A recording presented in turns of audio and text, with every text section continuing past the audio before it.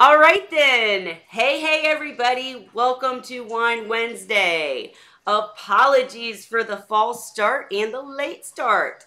The cool and good news is that when I logged in to start this stream, I found out that because of all of your help and assistance, we are now monetized. So that's of course all right then. Good thing. Hey, let me mute everybody. That. Welcome to Wine Wednesday. Muted. Okay.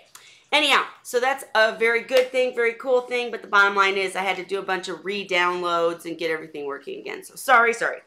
Anyhow, we are live now. Tonight's open chat, so we're just going to chit-chat about whatever the heck you want to talk about. Hey, Annette. I saw Christopher earlier. I'm sorry that I cut you off, Christopher. Come back, because I was hoping we could get into a little chit-chat about CITES tonight, but if not, that's fine. Dan is with me already. He already jumped in the stream. Say hello, Dan. Hello. Hello. Dan, why don't you start us off with our open chit chat about anything we want and tell us what's going on with you. What's new in Dan's world? Not a whole lot down here, except us Floridians don't like cool weather. You're telling me, man, it is freezing. It's freezing in Indiana. I absolutely hate it. Hey, Christopher, glad you made it back. Come in if you feel like it, but I know you're busy. Anyhow, so I'm curious, Florida's cold? How cold is it down there? Well, it got down into the 50s. We did have a cold snap that got to the upper 30s, but once it drops below 60, Floridians, they're wearing the overcoats, the mittens, the hats, the works. I hear you. I'm opening Call out the National Guard, everything else. Right. Sorry. I'm opening up Facebook just so I don't miss any messages there too. Yeah, I can imagine. Well, here in Indiana, one of the common sayings is, if you don't like the weather, just wait a day. It'll change. And this is obviously true, but it is freezing constantly right now, and I absolutely hate it. I do everything in my power to not leave my house. So, because this cold stuff is not cool. How are the seahorses faring the weather? Oh, they handle it just fine. My back building dropped down to, the water temps got down to 64. I didn't expect them to drop that much, but everybody was acting normal at 64, so I let them be, and they've done fine. Temps are back up now to 68, 69. Gotcha. Let's have a quick talk about that real quick. Now, you said they dropped to 64 and now they're back up to 69. And we talk all the time about how important temperature is, but I think you kind of just proved the point that as long as it's gradual, it's not that huge of an issue, right? In my experience, yes. The key is when you go 4 or 5 degrees in a very short period of time, like 20, 30 minutes, then you'll see them really act funky, swimming upside down, running into things and things like that. But if it's a gradual change, it's not so bad. I had a customer this morning that received seahorses, and the heat pack failed, and they were too cool. So what I had her do was float the bag for 5 minutes, take it out for 10, float it for 5, take it out for 10, and just be a little bit slower and bringing up the temperature instead of just floating the bag. Gotcha. So that's one of the reasons why, of course, it's so seriously important. Sorry, guys, I'm wearing my cool seahorse shirt. Got to show it. But anyhow, that's why it's so important to, pay attention and listen to whatever the breeder or seller says, because instructions change. And Chris says he'll never be able to wrap his head around Fahrenheit measurements. You know what? I feel the exact same way about Celsius. When people try to explain that to me, I'm doing a video showing this this temperature controller, and it made me crazy until I figured out how to change it to Fahrenheit. I just can't do it. But anyhow, so of course, yes, it's really important to make sure that you follow the instructions of the breeder when you're talking about seahorses. Let's see what else. I saw Lori joined. Hi, Lori. I waved you a hello earlier, but we're having open chat tonight, so it could be seahorse, could be coral, could be the weather. You just never can tell. If anybody has anything they want to talk about, please feel free to jump in. And we have been kind of focusing on coral lately instead of seahorses, which is why I definitely wanted to do an open chat and give the seahorse people a chance to jump up in here again. But I have been doing a lot of serious research into coral. I've talked to Christopher for a very long time about CITES restrictions when it comes to seahorses and coral. I've been talking to all these people, so lots of cool things coming. But I didn't want to throw a speaker up in here until I was prepared. So that's why we're open chatting. Hey, K-Town Reefer. Hey, Dave's Nano. Hi, guys. Hey, everybody. Again, open chat. I'll throw that link up again. But Dan, what else? Go ahead. Not much else. Just trying to get things situated and try to get squared away so that once I get through Christmas, I can start shipping seahorses again. So are you not shipping until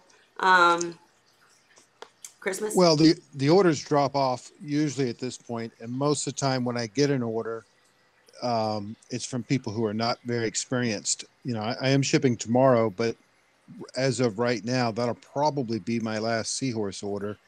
If I ship anything after that, I'm gonna be. I don't want to guarantee it. Last time I shipped right before Christmas, I went from less than 1% replacement rate to 50%.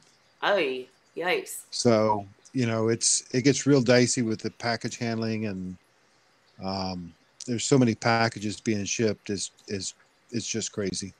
I know I saw something on the news about, it always happens around this time of year, always, but I saw something about packages being stolen and, heck, I ordered some macroalgae that I want to grow and sell in my collection, and I ordered it a month ago and still haven't gotten it, so I probably need to check on that, but anyhow, okay, so we've covered weather, we've covered shipping. Let's see, what else? Actually, Dan, I'm so glad you're here because I wanted to get your take on the question of I think it was the question of the day. It might not have been. No, it was a post. I'm sorry. I apologize. But I saw right before I logged on a question where they were discussing the pH possibly affecting the bubbles on the tail of a seahorse. Do you have any thoughts on that? Do you think that pH affects the seahorse tank greatly like that? Well, the pH can affect the seahorses negatively. I think it stresses them, but I don't know that it causes a specific ailment. Okay.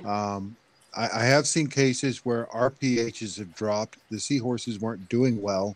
We added buffer, and it was almost instantaneous, straightened them right up. Really? Yeah, our tanks, we have a problem that we don't have natural buffers, so we have to add buffer on a regular basis. And if we're slacking and don't do it, the pHs will drop because of the high nitrification. Gotcha. I was trying to find the post while we were talking. I'll try again in a minute. But did you see what I'm talking about? Do you know what I'm talking about with the post? I think so. You're talking about the guy from Singapore? Maybe. Cheryl actually posted the point. I'll find it in a minute. Anyhow, I just wondered what your take was on it, and if anybody watching has any thoughts on that, let me know. Dave wants to know what's the average cost for a pair of seahorses shipped, Dan? Well, it depends on who you order from. For me, and it also depends upon the species, but for me, a pair of Erectus, all cost included, it's $173.85, I think. Right. And actually, one of the very cool things about Seahorse Source, and I think Seahorse Savvy too, is that they do flat rate shipping because shipping is a bulk of that cost. I can tell you that right now. We lose money on the shipping. We charge $39.95, but depending upon where the person is, our actual costs run between 45 to up to $60 per shipment. Yeah, it's just insane. As I've been looking at, the possibilities for the website, I'm just shocked at how much shipping, takes a toll on everything. And I'm trying to read the comments. Somebody, I don't know, somebody's laughing about something. I probably said something. Anyways, okay, well, I have to ask, let's see.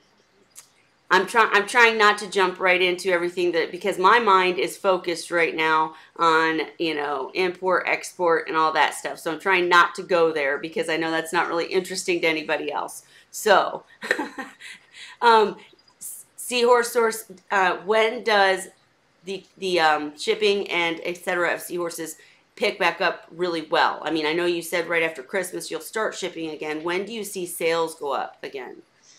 After the first of the year. Just right after the first? Okay. Yeah. Are there good months for shipping and or good months for sales of seahorses? Do people buy? Well, if you're the traditional chart, if I was to graph it out, it mimics retail and some of the other businesses I've been involved in. It usually picks up in September, October, and there's a steady pickup all the way till March, and then it starts tapering down. Um, Sometimes April is a good month, sometimes it's not. And usually, everybody complains about the summer months, but July, for some reason, we've always had good Julys. August is always the killer month. That's when it's the worst month. But this time of year is a good time of year for shipping seahorses because you don't have the hot weather. A lot of people are worried about the cold, but it's easier to ship in the cold weather than it is in the hot weather. Gotcha. At least with seahorses. Well, I tried to find the post and can't. I give up. But hey, Dave, if you feel like it and you wanna jump in and talk coral, we can do that too. I'm totally open tonight, just kind of chit chatting. Like I said, I got on and it made me re-download everything, so I'm kind of just winging it tonight. And Chris, you too, man, jump up in here and chit chat with us.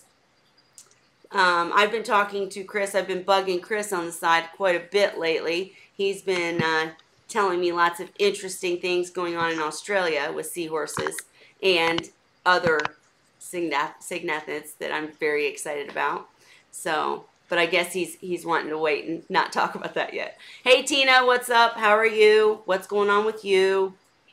Dan, have you ever considered, or are you still considering doing any other fish besides seahorses? Well, I'd like to do some pipefish if I could get things where I could do it. It's just difficult now because for the most part, I'm a one-man show. Right. And I'd have to have more help in order to take on more stuff. I've actually been consolidating stuff down to make things easier. Dan, have you ever considered?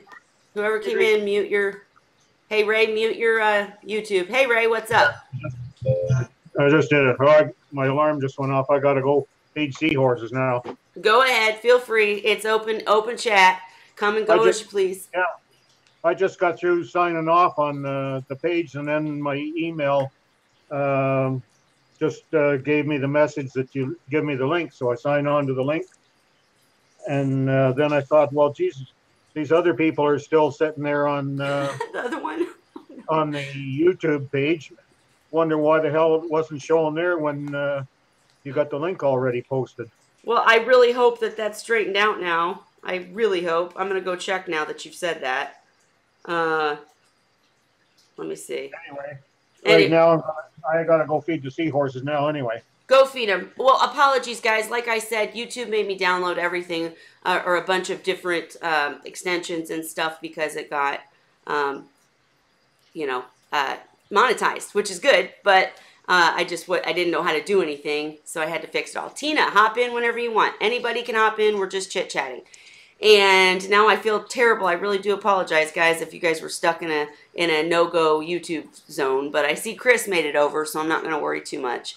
Lucy and Baldy were on it. Were they? Sorry, guys. I apologize. But I see Lucy's back over here now, so that's good. I see Lisa came in. So you guys, that link, you can try to join if you have trouble. Let me know. I will, by next week for sure, for certain, I will have the option to get on the email, the join list link, that you can, have the link emailed to you prior to starting every week if you'd like, and then you can come in or not, whether you choose. Every week I email the link to Dan, Ray, and Lucy, and they jump in sometimes, and sometimes they don't. And so, anyways, I'll have that set up, and available to everyone by next week. So, you know, it'll get a little bit easier, but all right, let's see. Yeah, Lucy, I did Ray just told me that you guys were waiting on the wrong stream. I'm so sorry, guys. And Chris is eating pizza. Okay, cool. All right. So, what else is new in Seahorse Coral Saltwater World? What do you guys want to chit chat about? I'm open. I guess I should have had a better plan, huh? Let's see. Dan, nothing? You got nothing you want to say? No, I've got my new headset on. Does it sound okay? You sound terrific. You sound terrific. And tell me from the audience, does Dan sound okay? I'm sorry, I'm trying to read comments at the same time, and they're all talking about Chris eating pizza now. I can't help it. I know, I was laughing at Lucy's comment. Yes, exactly. Okay. All right, so I'm trying to think okay, here's a good question, Dan. What was the most interesting comments that you've had recently on your question of the day on the Seahorse Source group? What has surprised you or not in the questions that you've asked? I really haven't had any surprises there. I had an interesting email that I just got from someone asking, they're waiting on Reed-Eye, and Reed-Eye basically aren't available stateside at the moment. And, you know, there was the question of adding CUDA in with their Erectus. And I do know of 2 or 3 customers that have done it. I don't know of any problems, but, you know, my fear is if they had problems, they may not have told me because I pre-warned them that there could be issues. Gotcha. With the mixing of the species. Mm-hmm. But I just thought that was interesting. We had a side discussion elsewhere on mixing potbellies with Erectus, and I've seen that done successfully before. Really? But you got to bring the Erectus down, you know, in the mid 60s range for it to work. So, I mean, and we started talking about this earlier, and then I kind of got sidetracked looking at comments, but really seriously, you can go to seriously low temperatures with the regular species like Erectus, and all that happens is, like, do they slow down in breeding and stuff? I haven't seen it. You know, it's interesting that, you know, I've been keeping the tanks between 69 and 71 since I reinstalled the new AC unit in the fish room. And, you know, my success rate with the fry is higher at those levels, but the breeding it doesn't seem to affect the breeding at all. Well, I guess that's good. I was actually thinking of like a way for people who don't want their seahorses to breed. I thought maybe, hey, lower temperature, but guess not. Go ahead. The one thing I noticed with the lower temperature is they're not as active. Yeah. When I had the Erectus. Well, at the temps that I'm doing, Ray, the temps I'm doing, the activity is remaining the same. Well, mine were at 68, and they're a lot less active. So I put a heater in, brought it up to 73, and they were a lot more active then. Well, guys, hang on. I'm trying to figure out how to make it jump back and forth because it's not. If anybody watching knows how I can make the Hangouts, I had it set to where it would just be on my one guest. So if anybody knows how I can make it jump from person to person, let me know. But anyways. One other thing, just to update you, Kelly. Yes. We had talked one time before about the fact I was tube feeding two of my abdominalis. I'm no longer feeding them, but it was a long time on the feeding. And when I feed them, I don't like to use the clove oil because I think it damages them. And one of them had got up to 4 times I had to use the clove oil. So I quit, just plain quit tube feeding her then. And I kept on feeding the live brine, and for some reason she started eating again. So then I quit tube feeding the other one. I think I think I only had to use the clove oil twice on that one. But I quit tube feeding the other one, and eventually it started on the brine shrimp as well. Then I ran out. Like it holds about a cup of adult brine shrimp in my 26-gallon containers, and unfortunately, because I didn't see ahead of time that I was going to be having this problem, I didn't start any others. I just had the one tub on the go. So now I'm completely out of adult brine shrimp, and I've got new ones started, but I guess they're only about 2.5 weeks old at the moment. And at the temperatures that my basement's at, I guess, and I'm trying to think what it would be in Fahrenheit. It's running about 15 degrees centigrade down there. So the brine shrimp take a lot longer to grow at that temperature. Right. And when I used to try and get them growing faster by putting a heater in, but then I seem to have a lot of wipeouts due to bacteria problems. So anyway, it turns out when I ran out of that, I got some frozen brine, and they kept on eating the frozen brine. So at the moment now, that's me clapping. Sorry, go ahead. I'm mixing it with frozen. I'm feeding them frozen brine and the Hikari mysis mixed together now. That's awesome. That is such great news. I've had really interesting things like that happen to me also, where I thought a seahorse was just pretty much done for. Things weren't working. It was getting too complicated. And then when I just stopped messing with the seahorse, it got better. I mean, it's just amazing.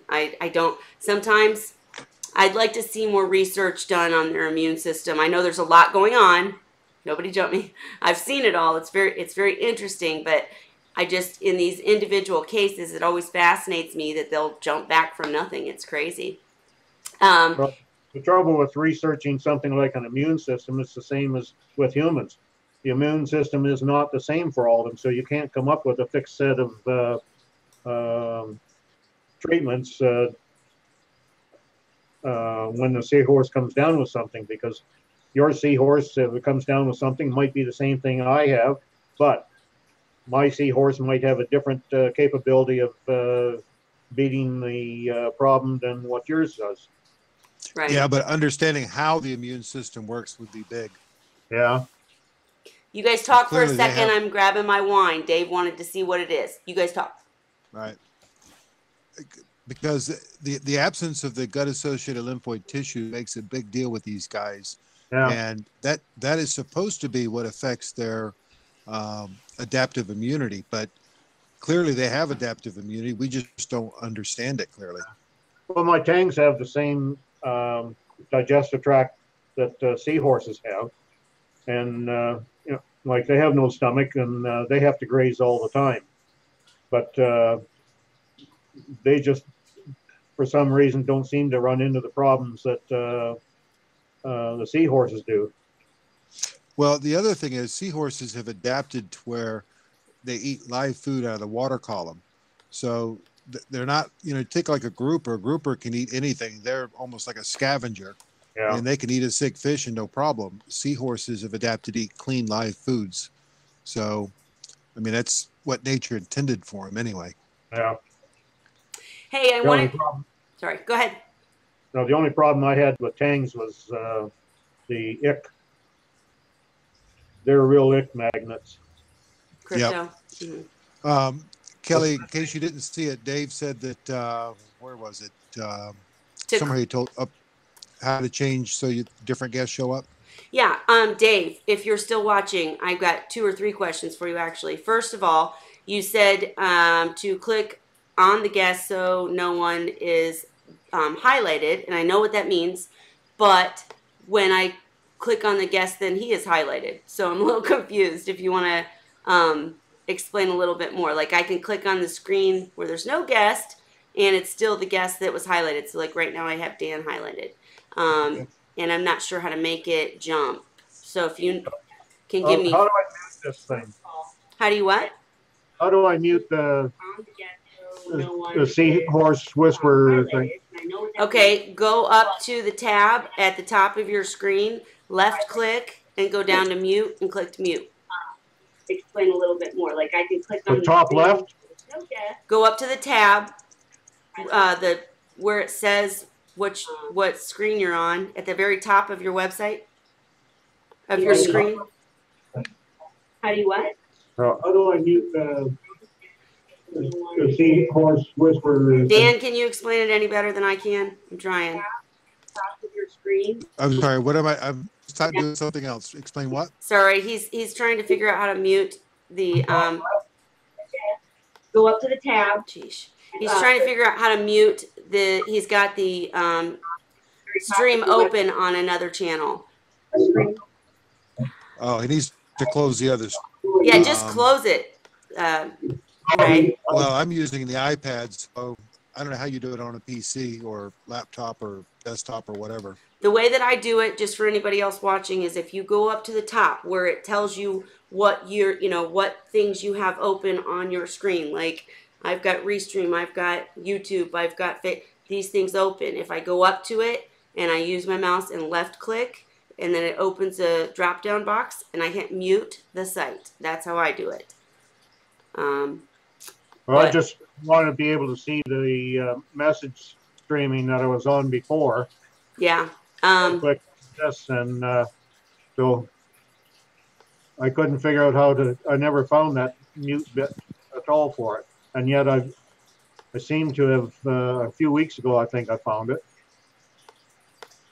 Well, I just saw what she said. If you go up to the top tab of your browser and right click on it, one of the options you have is mute site.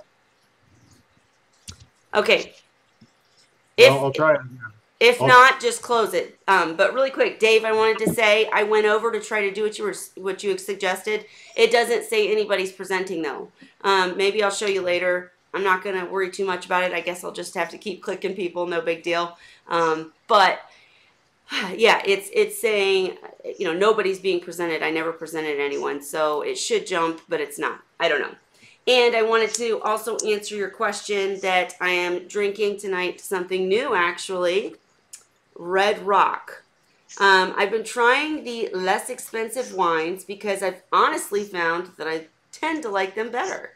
I have realized that I'm a Merlot. I like the fruity versus the very oaky Cabernets. It's just not my thing. I don't like that aftertaste. So I'm into the Merlots. This is a Merlot, and I'm pretty much digging it. It goes well with my olives and such. It's very fruitful smell. I won't do all the fancy schmancy stuff for you, but bottom line is any sponsors out there who want to bring wine into Wine Wednesday, feel free. We're right here. Give me a message.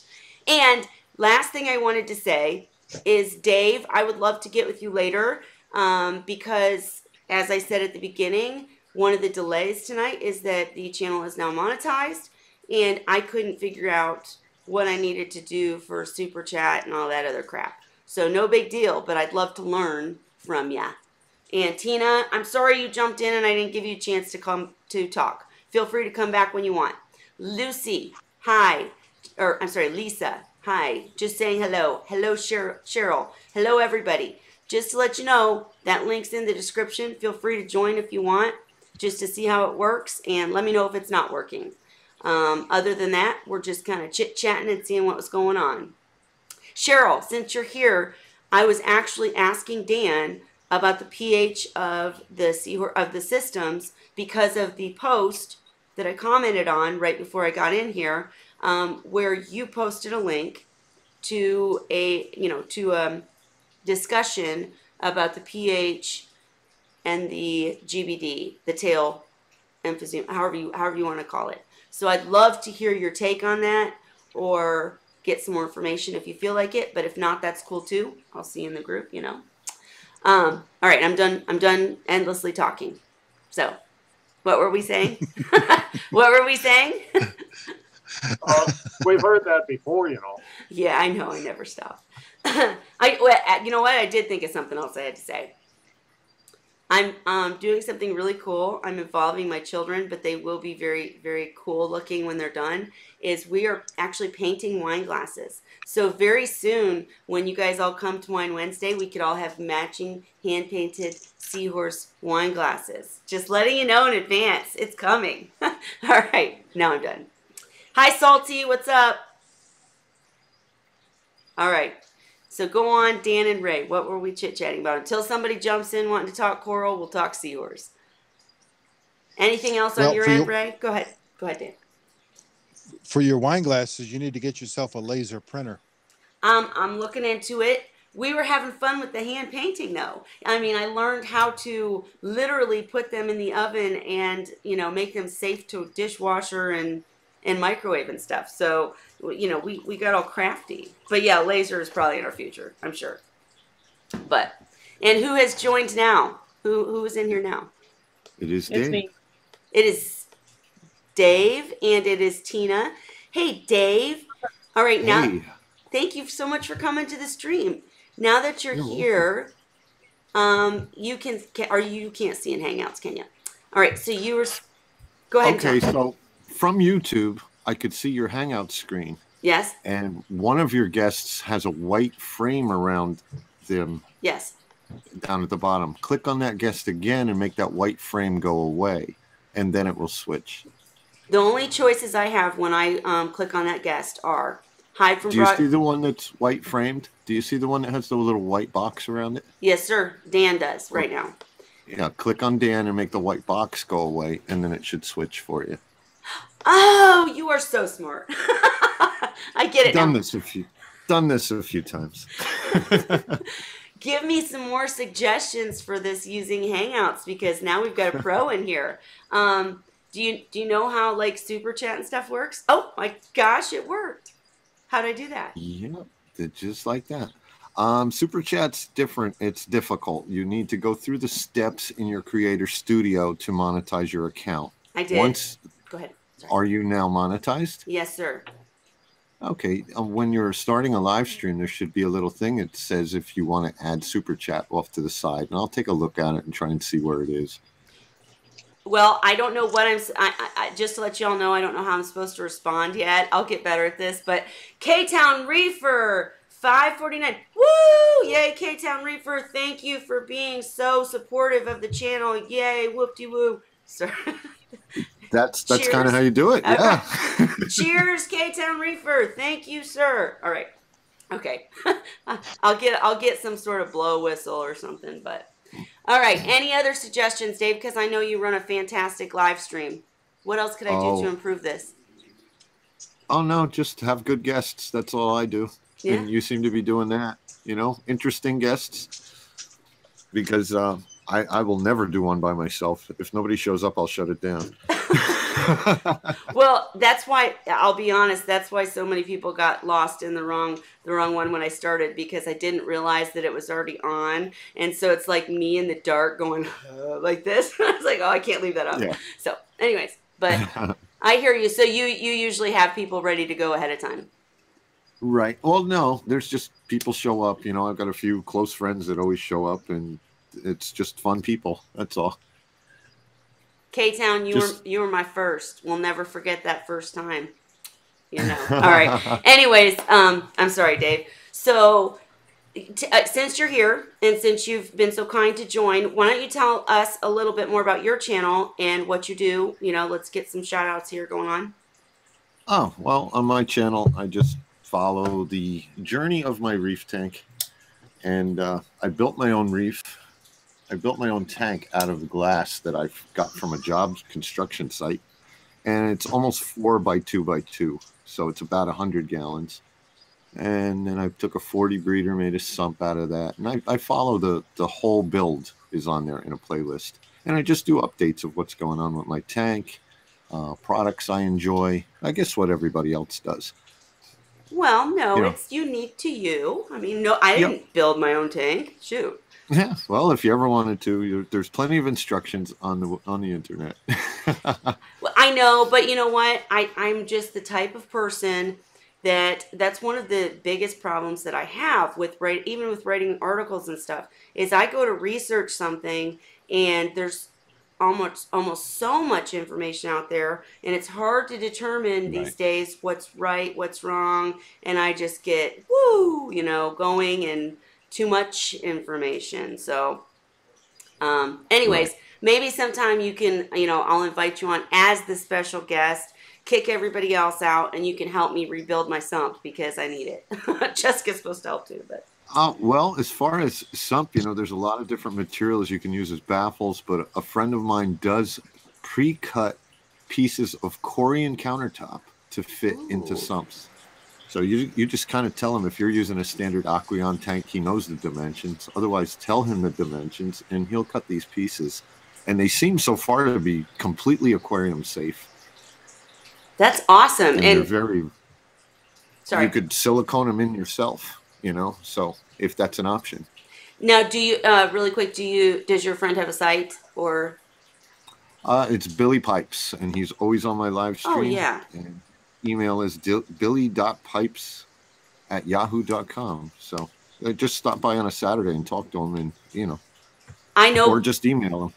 I've seen Billy on here on many of these streams, and I think he's great, and I definitely will myself. And we'll put that link in the description. Somebody remind me, please, when I'm done, to put Right. that link in the description. I'm really bad about that.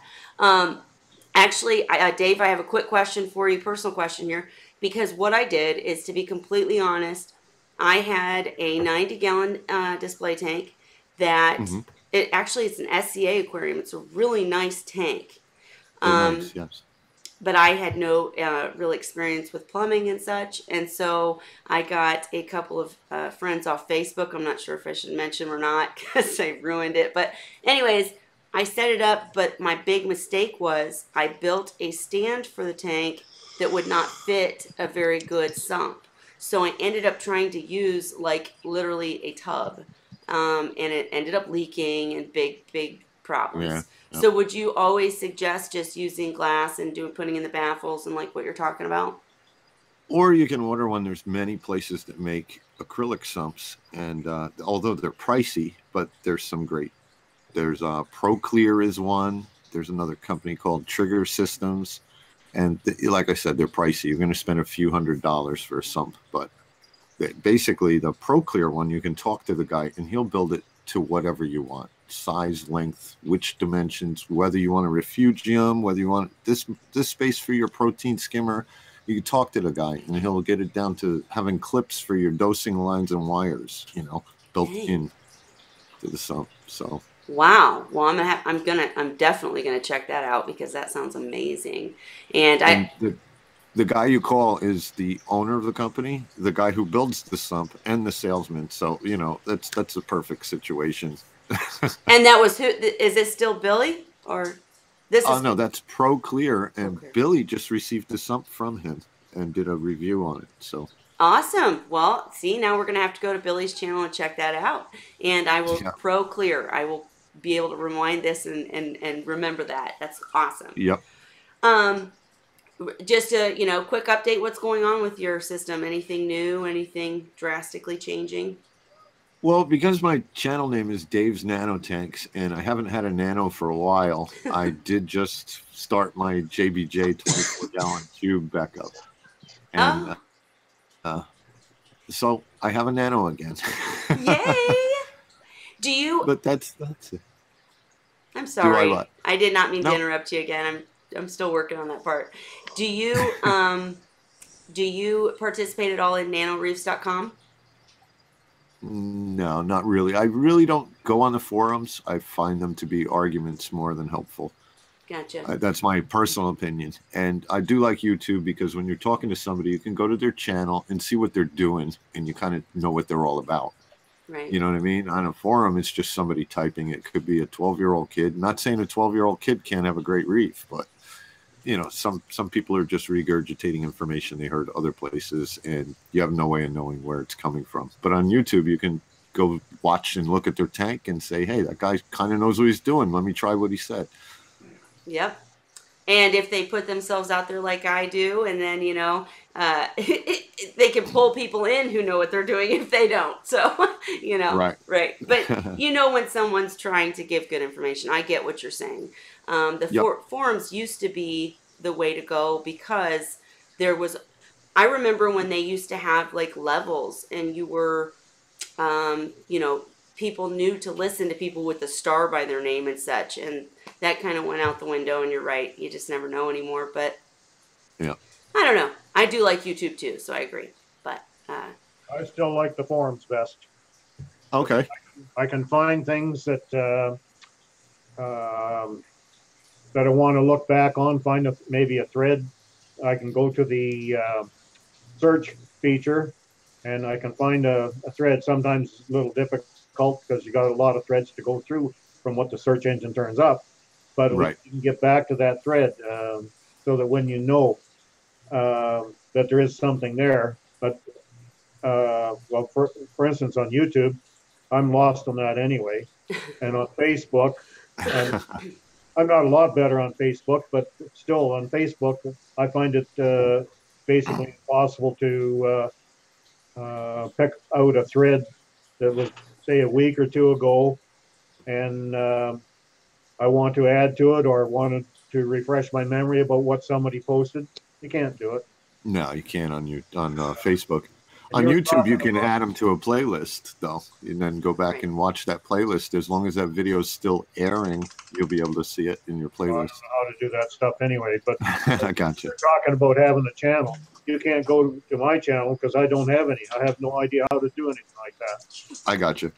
Well, and this is a lot, you know, of generational differences because, I mean, Ray, I do agree with you also, but you know the people to listen to. You know that if you see a post by a certain, yes, I can answer the question. Ray is Ray J. Yes, he is, and he has made ultimate great comments on many forums, and you know I know who he is on the forums, so I know that information is accurate.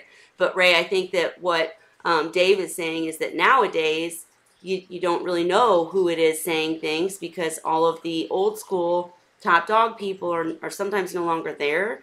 And so now you've got, I mean, think about how many people that Dan had to argue with on the forums just to get skimmers into seahorse tanks. You know what I mean? It's just, I don't know. Whatever works for you is it works for you, you know? Absolutely. And thank you, K-Town, for having to smash that like button, guys. Smash that like button. We're still progressing here, but we're getting better. Look at these people in here. Even Dave's Nano. Come on. All right. Hey, fame and fortune. YouTube. I'm only YouTube famous. Just off topic here, if I could for a sec. How come when I'm on Hangouts here, and when you're talking, Kelly, I can't see you, but if I click... Well, that's Tina's fault. Yes. If I get over to Wine Wednesday on YouTube, then I can see you. See my face? Right. Because I'm going to answer your question and ask a question of Dave. I actually use Restream to send this stream through Streamlabs OBS to 5 different places. So this is live at 5 different places at the same time. And when I set it up, I had a lot of trouble with trying to be in 2 places at once, if that makes sense. Like I can't have my camera in Streamlabs working and my camera in Hangouts. I mean, I could, but then there'd be 2 of me. It'd be very weird. So I never figured out a way to resolve that. And actually, I was I have some Restream questions, but did that make sense, Ray? Well, I think the technical aspect is beyond my experiences. Find it to she'll explain it to you. You guys are all youngsters. I'm testing right now to see if my face could show up in the Hangout too. Tina, how are you? Yeah, I don't. Go ahead. Look, I did. Good.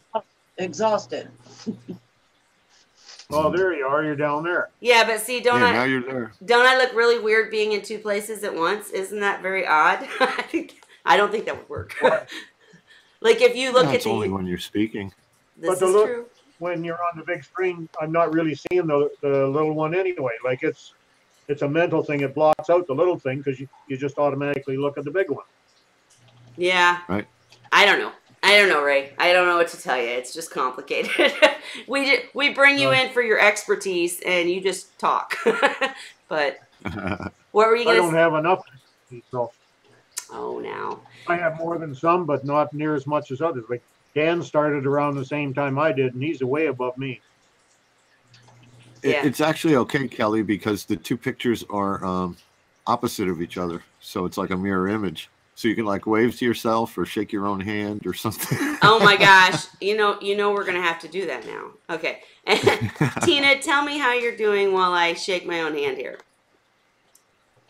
I'm doing okay, just tired. It's been a long week. How's the tank?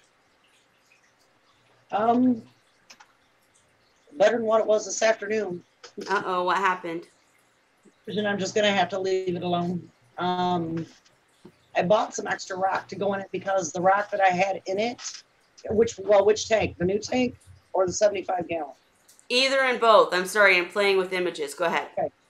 The 75 gallon is doing amazing. We are almost at a whole year now with it. Everything's doing really good. I've recently got a new 65 gallon tank, which is proving to be a little bit of a challenge due to my height. I saw the The live depth stream. of- It was funny. Yeah, it was so funny that I had to erase it, Dave. Oh, Oh, now I can't just meant see it was- it. I just meant it No. was funny because it is a tall tank. And not you're not a funny. tall lady. What was that? It's a tall tank and you're not a very tall lady. No, and apparently I need to go get I need to get a regular set of stairs or something to use on it because Yes, very. somebody didn't like me using my chair. No, that's very OSHA unapproved. Yeah, I was trying to figure out what that meant. I wasn't sure what that meant. So That's just safety standards. That's all. If you're on a construction site doing that, you get a big fine. well, then luckily it's not a construction site. It's Tina Zone, so I haven't fallen off it yet. But the skate that I had in there, I had it set up, but I had a great big empty spot. And like I said, for as tall as it is, it just didn't look right. And I had purchased a couple of nice rocks to put in the tank. And just, no. I come home today and tore it apart. I like it now. So I'm just going to have to keep a couple of the bigger pieces that I planned to put in there out, actually. So we'll see. I got the nooks and crannies that I wanted. I got the height that I wanted in one area. And I guess I'll just have to live with that for now. We'll see. I The fish seem to feel like it. we don't have to follow that pounds per gallon of live rock anymore with all of the Yes, I was biological wondering media. about that. I was wondering about that because of the fact that I'm using all hang-on back equipment on this one until I get, I'm going to grow with this one, hopefully. I want to do another sump, but it's going to be a little bit. I'm going to sump and a hang-on back overflow, I guess is what they call it.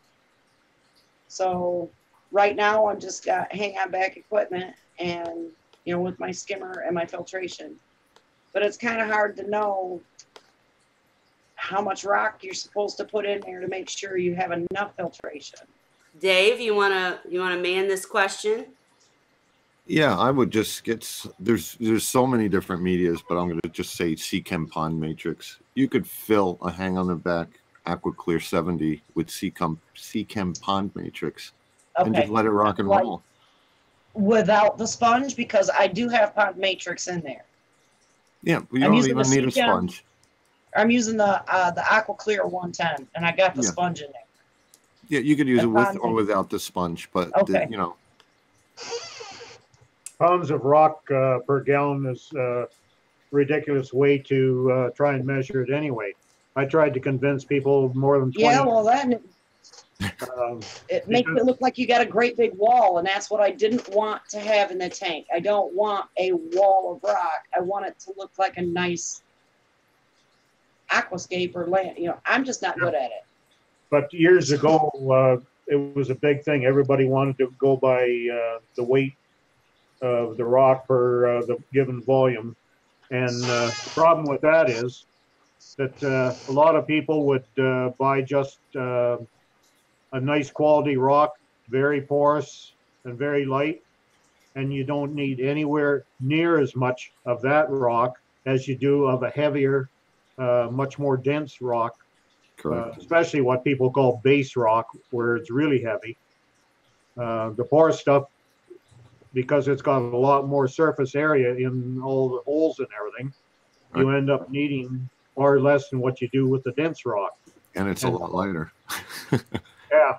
And so if you're going to tell somebody he needs 20 pounds for this tank and he's got 20 pounds of dense stuff, it may not be enough. Conversely, you could, some guy might put in 20 pounds of the light stuff, and it might be too much for the particular tank that they have. Very good point. Going by weight is just not the way to do it. Okay. Right. I have a question. Somebody threw in there, Dave. You could probably help me with this one. Somebody said something about marine pure blocks. Yes. Now, go ahead. I'm a little hesitant on using them because from what I've been hearing that they leach aluminum or something into the tank. What's that? Have they? Okay. Some were known to leak aluminum. There was another one by Brightwell that was just crumbling into dust, and supposedly they fixed that. That's why I always go with Seachem Pond Matrix. It's pumice rock, but it's very porous. There's a lot of surface area. I do want to. I love that stuff. I do want to throw out, and I'm actually going to now try Seachem Pond Matrix because I didn't know of it, or I knew of it, but I hadn't used it. But I can tell you that I talked with Brightwell at MACNA, and they really did revamp it so it doesn't crumble, and theirs doesn't leach. So that's what I use. Right. I do also use Marine Pure. I think, Dan, if you're still there, as we're talking about this, Seahorse tanks are very, very often set up with very little, if to none, to no rock in the display tank, and then using whatever media a person chooses in the sump. So have you ever used Marine Pure or Brightwell, Dan, if you're still there? No, I'm a Caldness K1 media guy. K1 too, right? I've used all of those, but go ahead. For me, I like the Caldness because I sterilize the systems frequently, and it's easy to bleach and take care of. It just works for my application. And that is that like a ceramic ring, or is that? I'm not familiar with that one. The Caldness K1 media is a type of plastic. They look like little wheels, and they float. Oh, okay. And you put them in a reactor. I've seen them in wet dries. Yeah. Yep. It's the fluidized bed media. Right. Yeah, it's a moving bed filter, so they're self-exfoliating, and in my case, I have sometimes up to 400 seahorses in a 90-gallon tub.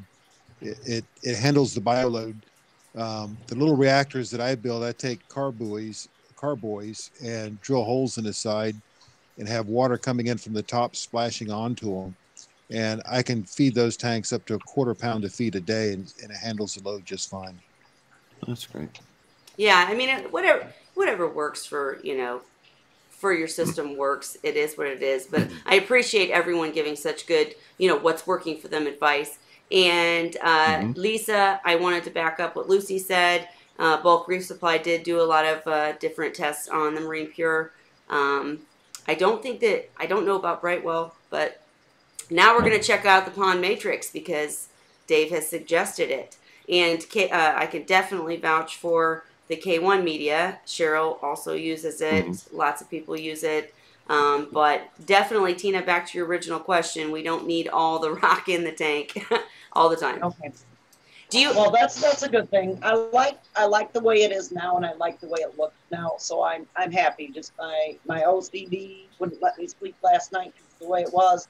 And then I come down and find one of the rocks, I must not have steadied down there very well, had fallen off onto a couple of my corals, and they're gone. So I had to figure something else out for it, and I think I pretty much managed it. I've got a sand sifting goby in there, and I think that was probably half the issue. When I put the rock in there to begin with. It was all on the bottom of the glass. I always put my sand in last. But I got that new rock, and I don't think that I had the pedestal set in there just right, like straight on the glass, and he got underneath there and knocked stuff down. So I had to get in there and fix it. Yeah, that's tough. I should have took the time to get that stupid goby out of the tank. Yep. Sorry, guys. I was typing and listening at the same time. But Chris, before you go, if you have not gone yet, and if you have, it's okay. But I'm very curious if Alex G is our mutual friend. I don't think that it is, but I'm desperately trying to get one of Chris's associates to come in and talk about his experience with sea dragons. And so this was a great, I hope that he does see this stream because it's very relaxed and wine filled and not very, obviously we're still practicing with stuff, but it's a very good community of people to be within, and nobody gives anybody a hard time. So I wanted to ask if he was in here, but if not, it's okay. All right, Salty Reef, I will email you a link. All right, so sorry. Go on, guys. What else did I interrupt? Or are we still chatting about anything else? Dave, what rock do you particularly go to? Do you like live rock, dry rock? What do you particularly use, or do you just go with the matrix and the sump? Oh, no. I find a couple of rocks that I like, usually dry rock for shape, and I like to add some good live rock. Now, when I mean live rock, I mean very well established rock at least. A lot of the live rock I've seen in my LFS seems to be that purple painted stuff that's very dense, very heavy, and I don't think it does a lot of good. It really doesn't have any microfauna living in it, maybe some on it. So I like to try and order some live rock. I usually just get something from Florida, a couple of pieces, and work them into the scape. Gotcha. And have you ever tried any of the newer types, like the Life Rock or anything like that? Any opinions on that? No, I have not tried it. A few people I know have tried some of them, and they're sprayed with a certain type of bacteria that releases, and they have a sort of a coralline algae look to them, or a white rock. I know a lot of people use them. You've got Two Little Fishy Stacks rocks. Mm-hmm. Are you Marco talking about rocks. Shapes? Shapes is Carapses. Live rock. I think it's called Life Rock, and they come in shapes. Okay, now is that do they have those sprayed as well? Because I was looking into them. Yeah, they're supposed to be sprayed with a bacteria that becomes active. Okay. To me, that's like live sand in a bag. I don't agree with it. I'm not saying it doesn't work, but you can buy a bottle of bacteria. Don't worry about it. Buying your sand wet and paying more per pound. That's my opinion on it. I've never even tried any of those things. Yeah. I don't have any. Well, all I use is rock, and I don't have any that I haven't had for over 20 years. Right. I'm a recycler too, man. I use the same rock over and over again. I just recycle it. But I do. So if I use it in a seahorse tank, I sterilize it first. I bleach it all, and then use the Chloramax on it, and then put it in a tank and add the ammonia to get the bacteria going there.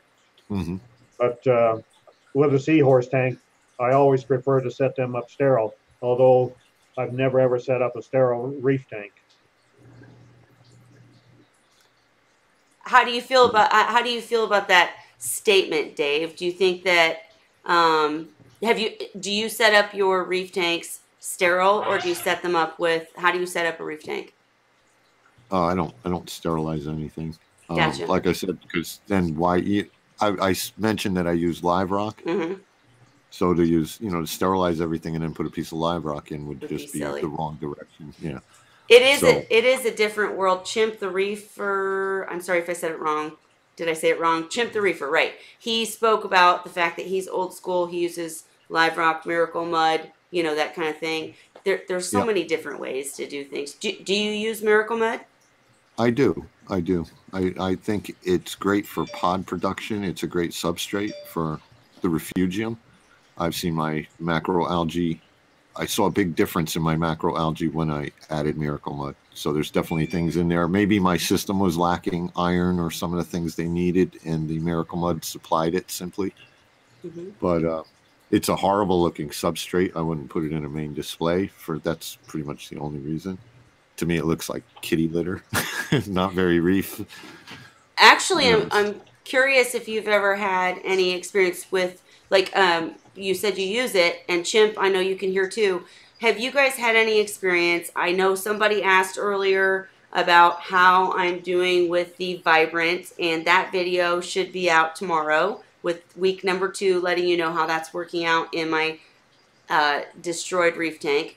But what I wanted to ask is that when I let the Chaetomorpha die, and, you know, my fault completely, and the tank kind of went to poo, now I'm kind of in a point where it wasn't time to replace the Miracle Mud, but I'm thinking I better.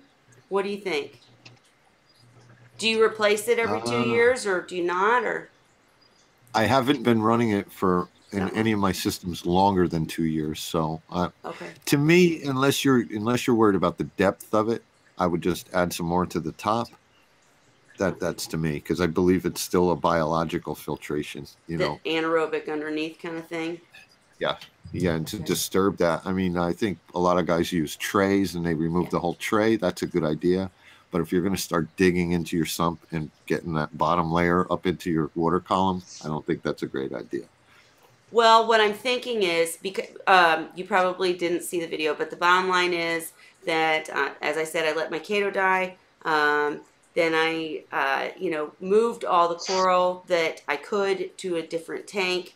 And the coral left in there are coral that really like dirty systems anyways, like mushrooms and, toadstools and things like that. And they're actually still alive and doing fine, but there's every algae you can mount, every algae, every diatom, every yuck that you can imagine in this tank. And I decided, instead of bleaching and restarting, to try Vibrant. So anyhow, now I'm in this spot where I'm thinking maybe if I cut off the return, cut off everything, and clean out the sump, put new Miracle Mud in a tray, maybe that would be my best bet. Right. You are going to kind of go backwards, though. Whatever that Miracle Mud was established in doing, by removing it, you're going to be removing that part of your filtration. Gotcha. How long has it been in there? This tank has been running for, this tank has been running for about 5-ish years, but I did replace the Miracle Mud once. What I usually do is because when I started and Cruz helped me and led me, I wasn't smart enough to use trays.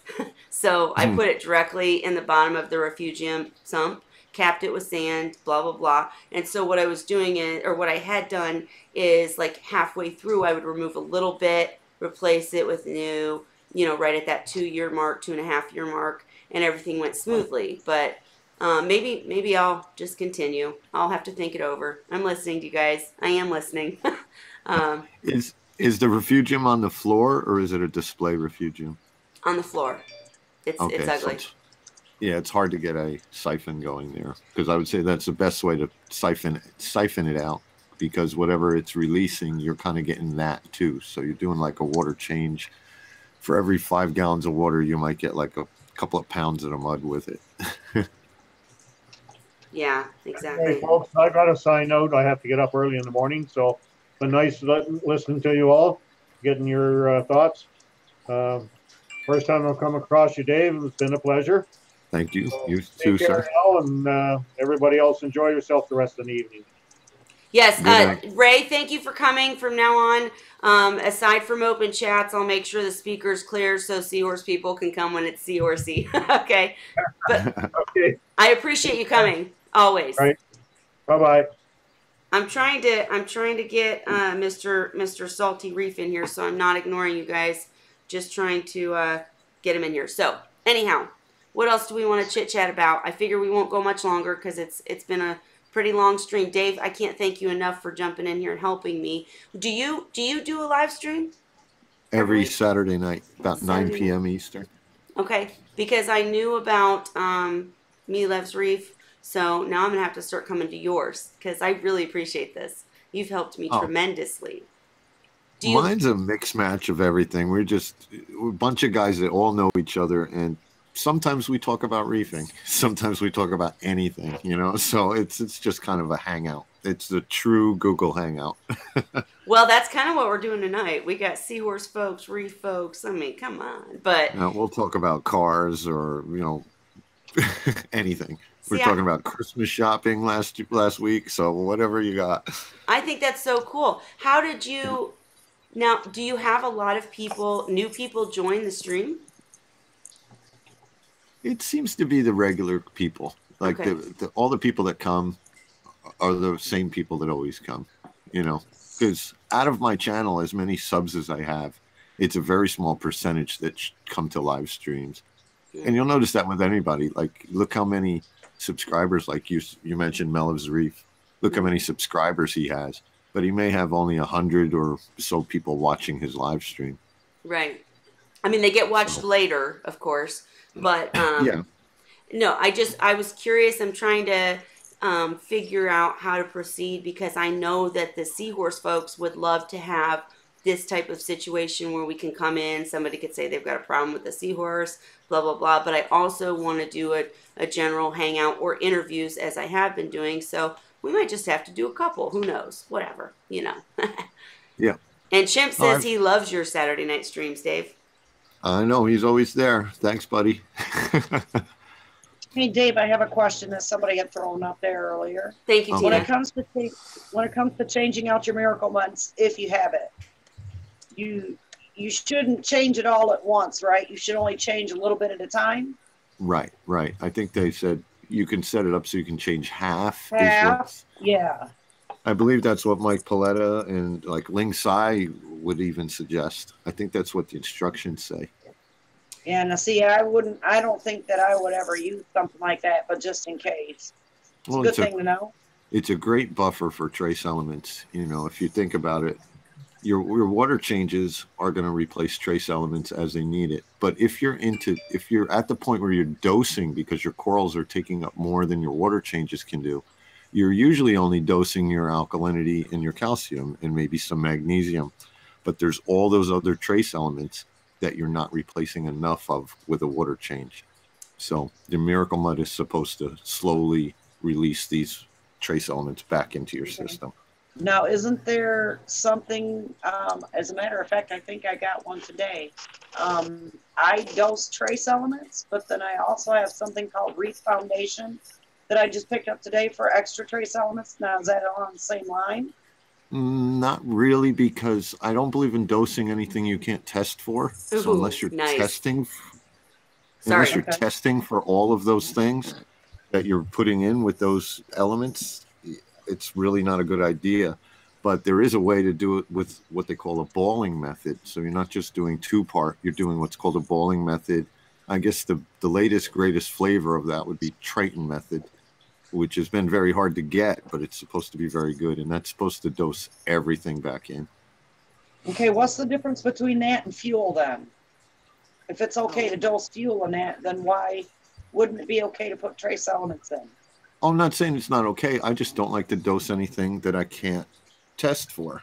Now with fuel, I'm dosing less than the recommended amount. Me too. And if I dose a little too much and can't see through my glass the next day, then I know I dosed too much. Okay. Yeah, I dose about half the recommended amount because I just don't know for sure. That's another thing about dosing, you know, ounces per gallons, and they don't know what you have in your tank and what the uptake is. So for them to say put in, you know, whatever milliliters per gallon, well, they don't know if you're a full-blown SPS reef or if you got a couple of soft corals in there. To me, that makes no sense. So you got to kind of find your way with no matter what you're doing in this hobby. Mm-hmm. You know, I have a quick question for you, Dave. Have you ever heard there was a big debate in a seahorse group, actually, because we do concern ourselves with these things also, not to the extent of coral keepers, but, you know, as I was mentioning earlier, Cheryl posted a link in a discussion about pH being important, whereas you know, in the older days, people did, you know, seahorse people didn't care about that. So my question was, have you ever heard of the little blocks that they put into a system that slowly dissolve? And do you feel the same way about those as you do dosing what you can't test for? I don't know. Are you talking about the magic shells and things like that? Yeah. Well, I've never used them. Okay. I've never used them in freshwater tanks. I used to use the dissolving blocks for, you know, to try and buffer to keep discus and things like that. Gotcha. But I tend not to chase pH unless it's horribly low. You know, if you don't have enough oxygen in your house, you're probably going to have a low pH problem. That's exactly right, and that's been one of the problems that I've had the entire time, and it's difficult, just like you were just talking about, it's very difficult to say this is the answer because it's not always the answer depending on so many things. So for me, pH is really important because of the oxygen in my house and, you know, just CO2 and blah, blah, blah, whereas for someone else it might not be as important. So couldn't agree more, but I'm wanting to see Alex G's puffer soaking him during feed time. I wish I could see that now. Yeah, that's what he just put on there. Mm-hmm. And, oh gosh, I was going to ask something else. Salty, you're in here? Yeah, I made it. Ooh, yay, okay. Yay. Feel free to pipe up anytime. Oh my goodness, I was going to ask something really important while you were talking, and I've completely forgotten what it was. Dang it. Does that ever happen to you, Dave? All the time. Okay. All the time. One interruption, and then you lose your whole train of thought, and it's aggravating sometimes, but it happens. I usually have notes, but tonight was open chat, so I'm like, hey, we're just gonna do it. So my question, actually, I did remember part of it. When you said that with the Miracle Mud, you should replace half. Is that like, so when people do it in crates or in little, I can't even think of the dang word. In the tubs, thank you. Then they do 2. Is that the basic idea? Yeah, Okay. You would do 2 or multiple trays. I think Mike Paletta has 3 sections in his sump. They're not trays, but they're just little raised areas. He has little dividers that are only a couple inches tall. Gotcha. I did remember what I was going to say. Everyone take 2 seconds to pause and get ready to be extremely jealous. I'm telling you. Well, maybe not Dan, but everybody else, everybody Coral. Because speaking of live streams and coming to them, when I start to stream, guys, you should always at least check it out because you just never know what it will be. And one of my live streams that I ended up deleting because no one came was literally me sitting at a table with Langside, Paletta, all of them at the Midwest Aquatic Convention. And I had them right there ready to answer all of your questions, and nobody came. I was like, sheesh, you know. But, hey, Billy Pipes, we were talking about you earlier. There will be a link to your custom-designed inserts, right, Dave? Yeah. In the description when we're done. Would love to hear more about them from you. And, Dave, were you going to say something? Did I interrupt you? No. Okay. No. I thought we were going to talk about wine. What? I'm sorry. What wine are you drinking tonight? That's a great topic. I'm not drinking it right now, but you were talking about cheap wines that you like, and let me see if I can. I don't even know if my camera will pick it up with the lighting. Let's turn my camera on, and this is a red Zinfandel, and it's called Bogle.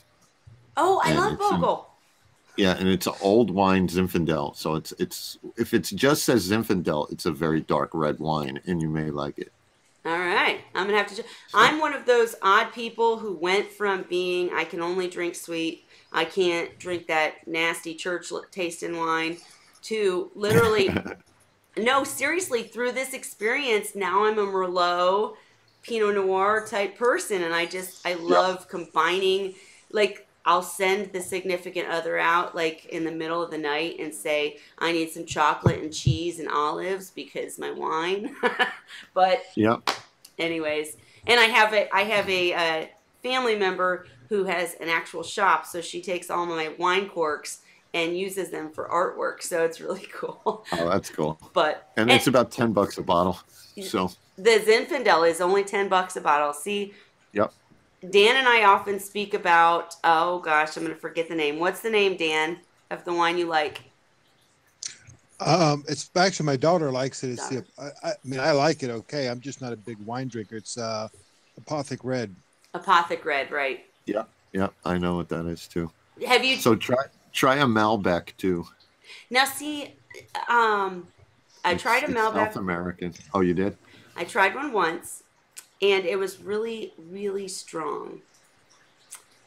When I say strong, I know that's not a very good description. What I was saying earlier is the reason that I've figured out that I prefer Merlots to Cabernets is that oaky flavor. The flavor that the rich people tend to like, where it's like tastes like, to me, feet. Not that I know what feet taste like, but that, sat in a barrel for 100 years is just not my thing. So gotcha. Are all Malbecs like that, or did I just get a bad one? You might have just got a bad one. Okay. I find them to be a lot like a Chianti, but it's like a South American Chianti. This is like a California Chianti to me. This Zinfandel. Awesome. Because that's where the grapes come from. Well, now I'm going to have Boone's to try Farm? Salt. That's not wine. That's not aged wine. That's chemically enhanced wine. That's what it was. That's my kind of wine. Okay. When I first started this stream and said that I was going to incorporate some sort of wine knowledge into it, like it would start off with my learning and then proceed from there. One of the main comments that I got was Mad Dog is a wine, and I had to argue it's not a wine. But now, if Lucy was able to get in here, I'm speaking for you, Lucy. I did see your comment. She is absolutely certain that true French wines are the only way to go. Hey, Rico, feel free to come in and join, but welcome. Thank you for stopping in. But anyhow, you guys, has anybody tried French wines? Yeah, my son drinks one, and I have no idea I couldn't pronounce it, and he really enjoys it. And again, it's not very expensive. And it's something about Royal King. I don't know the translation, but yes. Lucy, so yes, we have had. Working on that interruption thing. Sorry, Dave. That's right. Lucy, please feel free to tell us some wines that work. She did suggest a Bordeaux to me, and she suggested a couple. A couple I liked. A couple were that oaky feet taste. Sorry, but I don't know. I'm curious Salty, you don't drink wine. Dan's a kind of sort of wine drinker. Go ahead, Salty. I'll drink sweet wine. I don't like the dry stuff. Now, do you have some preferred sweet wines? Hello? The only ones I've ever had was like, I can't remember the name of it, but it's like a strawberry flavor. What are we going to do with them, Dave? I don't know. I'm Italian, and we don't have strawberry flavored wine. Do you know, actually, I'm feeling this kindred connection here, Dave, because I found out recently we thought my entire life that we were Lebanese, and through the DNA ancestry crap, I'm Italian also. So there you go. I was destined for the Wine Whisperer channel. Just kidding. Don't trust the DNA results.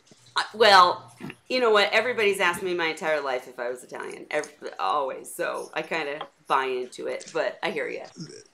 There was a show on not long ago where they had triplets, and they had the DNA test done and sent in, and each of them had different results when they came back.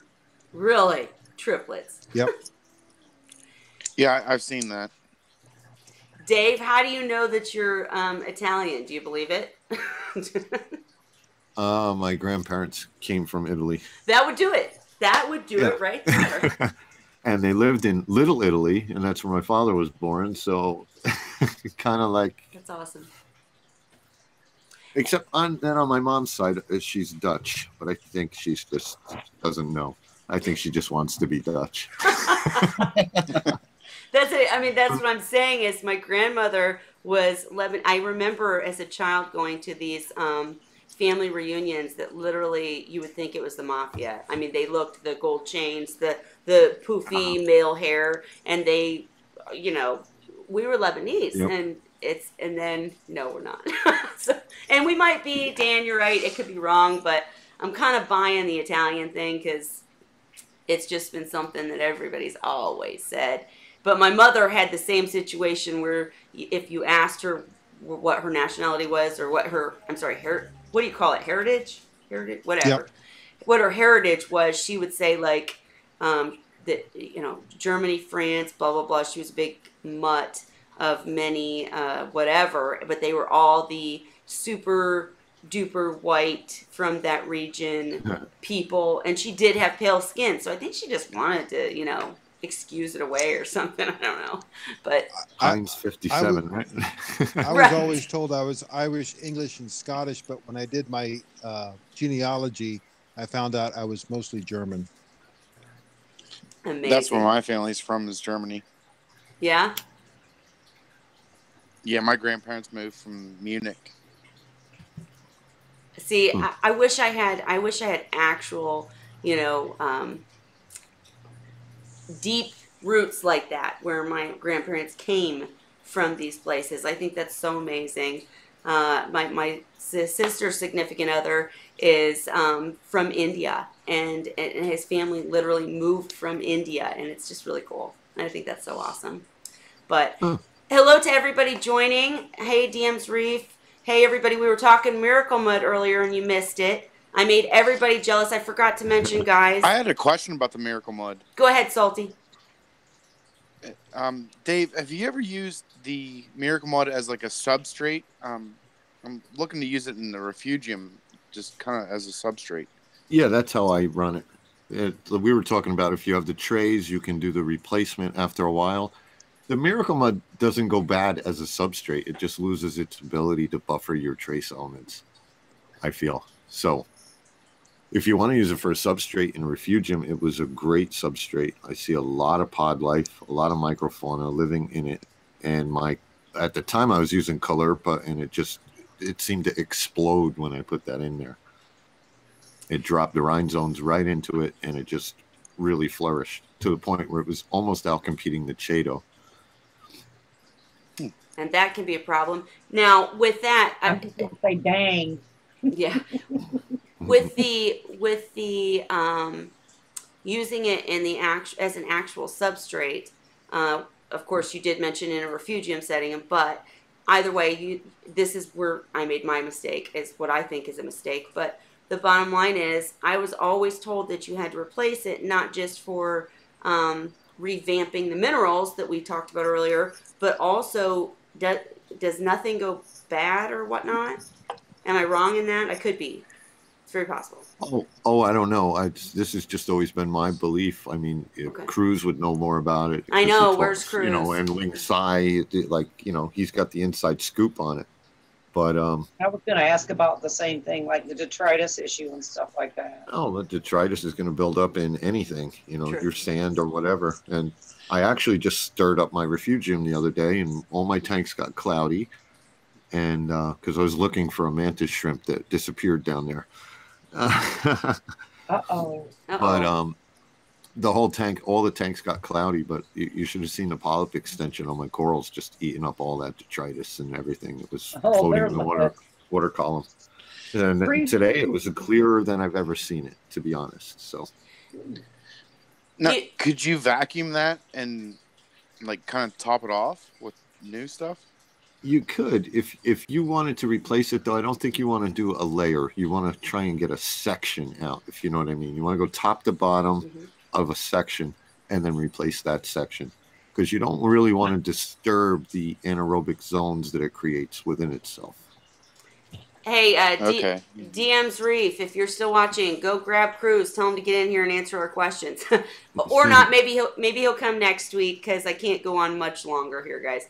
But I did want to say it's absolutely fascinating to me how we figure out that things work in ways we had never imagined. We were talking earlier a little teeny bit about seahorses and